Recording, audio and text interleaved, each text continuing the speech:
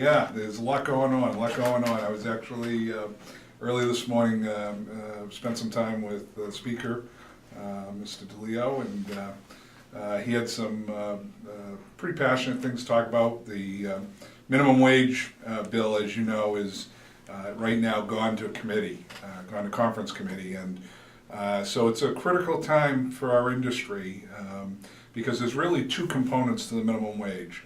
First is the actual minimum wage, and the difference between the two, the House and the Senate, really is minimal. It's the House came out at $10.50 as an ending point. The Senate came out at $11. The Senate tied it to CPI.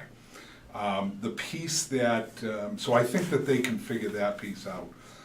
The piece that's most concerning to the food and beverage industry is the fact that the tip wage has been elevated in both bills. The Senate came out initially first at $4.55 and $5.50 tied to CPI, and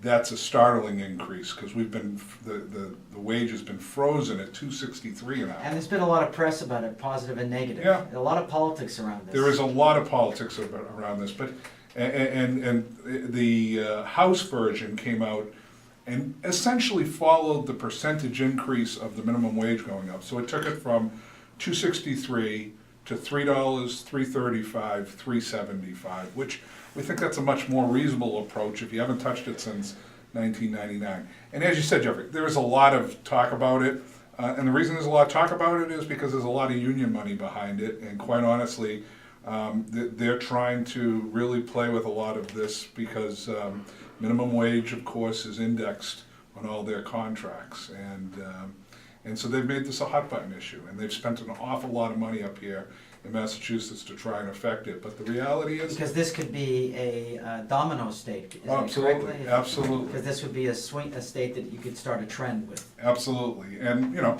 a heavily Democratic-led state, and so they see this as a real winnable battle up here.